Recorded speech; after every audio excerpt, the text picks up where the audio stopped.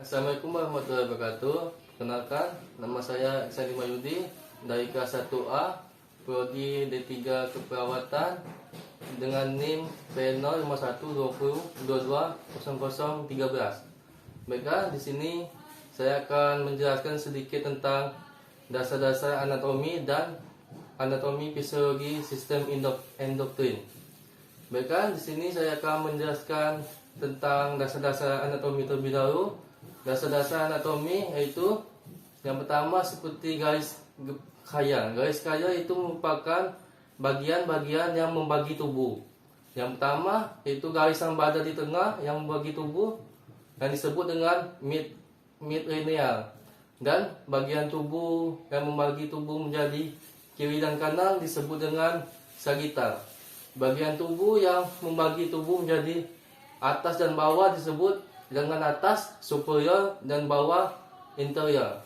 Dan bagian tubuh yang membagi depan dan belakang disebut dengan anterior dan posterior.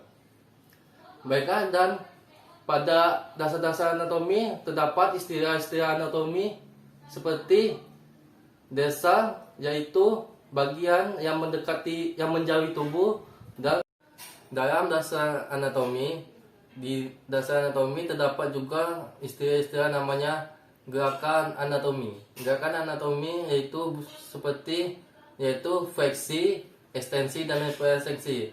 Fleksi adalah yang menekuk atau mendekati tubuh. Ekstensi adalah lurus, dan hiperekstensi adalah membengkok ke belakang. Dan juga terdapat juga abduksi dan adduksi. Abduksi yaitu bagian yang mendekati dan adduksi bagian menjauhi. Dan juga rotasi internal dan rotasi eksternal. Rotasi internal adalah seperti di sendi ini, seperti mutar ke arah dalam, dan eksternal adalah memutar ke arah luar. Dalam dasar-dasar anatomi juga terdapat seperti apa posisi tubuh kita yang menggunakan anatomi yang benar, yaitu pada saat kita berdiri, mata menghadap ke depan, telapak tangan terbuka, dan jari kaki menghadap ke depan, dan badan tegak lurus. Dan itulah istilah-istilah anatomi dan dasar-dasar anatomi.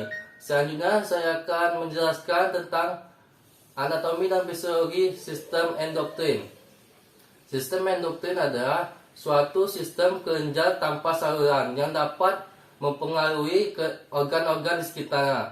Yang pertama adalah kelenjar hipotalamus. Kelenjar hipotalamus terdapat di otak tengah yang berfungsi untuk mempertahankan dan mengendalikan semua sistem berjalan dengan lancar atau stabil.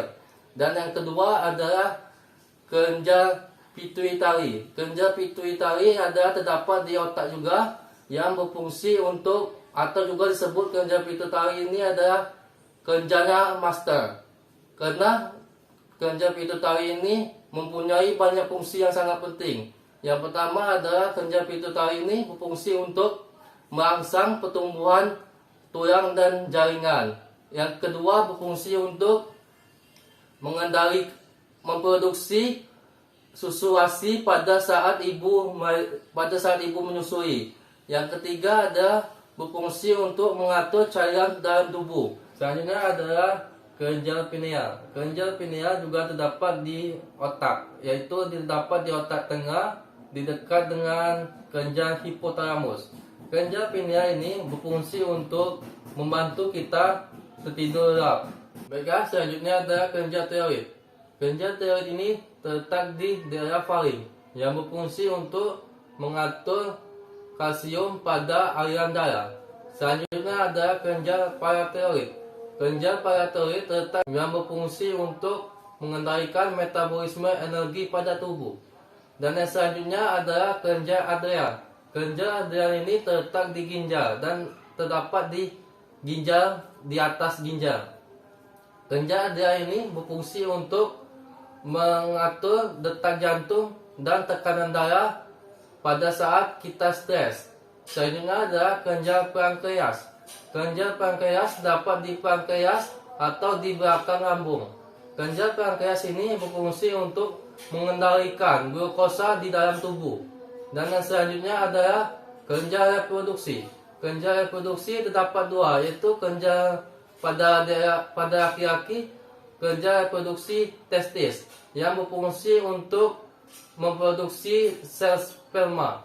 Dan yang kelenjar reproduksi untuk wanita adalah kelenjar reproduksi ovarium. Kelenjar reproduksi ovarium ini berfungsi untuk memproduksi sel telur pada wanita.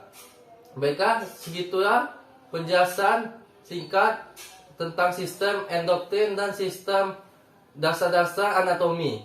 Baiklah, wassalamualaikum warahmatullahi wabarakatuh.